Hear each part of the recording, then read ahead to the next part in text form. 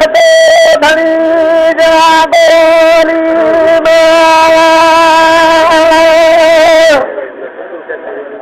वाखते देखे दे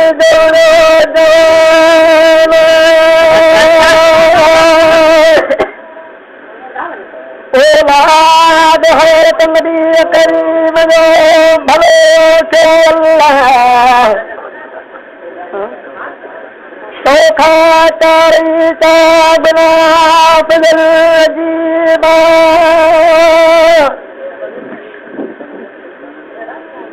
शरीक शहीद अल्लाह को मुल्क में बुआ किताब रोज तो छोटा भी आहेल पर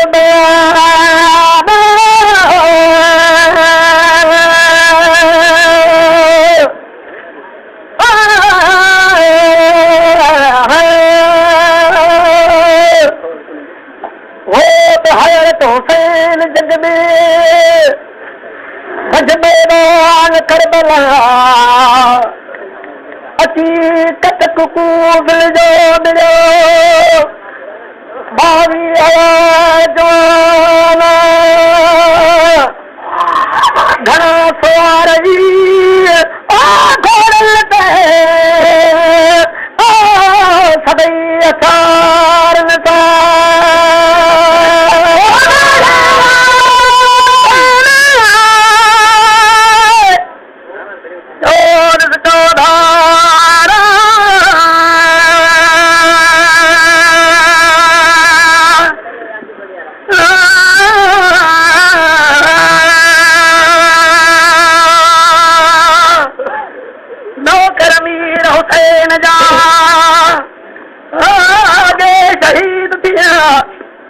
यूं खुशी से कुर्बान था तो हुसैन था इन यूं ससियूं घर जुदा रत में ते लुढ़िया ओद छोड़े ना और तजाना दर के उधमिया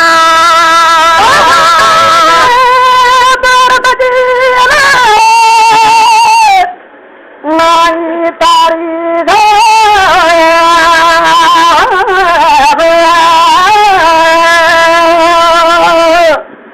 इमाम कासिम पुत्र है हसन जो शहजादो पंहिंजे भाउ हज़रत अब्दुल्ला खे भॼ शहीद करबला ते आई मूंखे छॾे वियो चाई दिल कबूला हीअ दिल वायो मरण जी मुद्दल का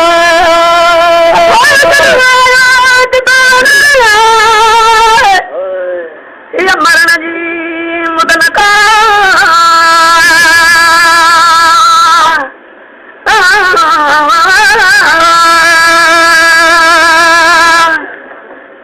करा मुझे बस में करो सब शहीद था सोने वजीर ओ अली आयो इमाम हुसैन बस हैरत का शमशान अजी आई होत हुसैन की मौत का सहारा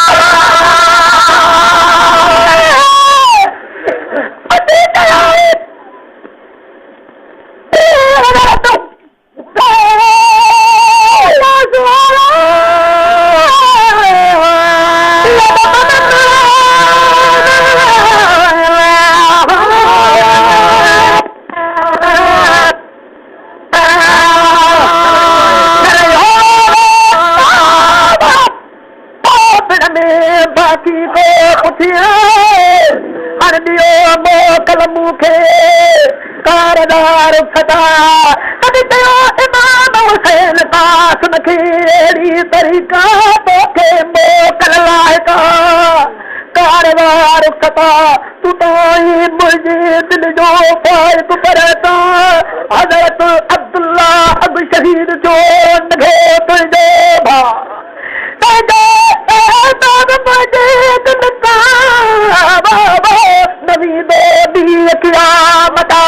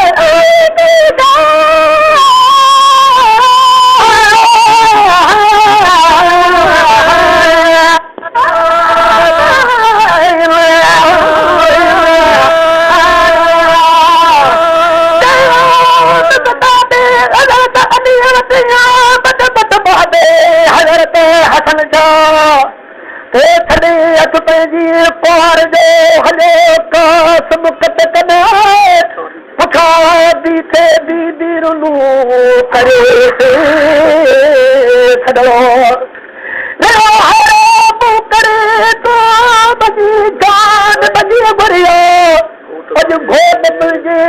गूदर ले जा मुखे लगा घावन मथे घा एक आप ना है बीत उन घड़ी तो बतरार ले जा आखिरी आवा उजारे में खड़ूं से नहीं हर मन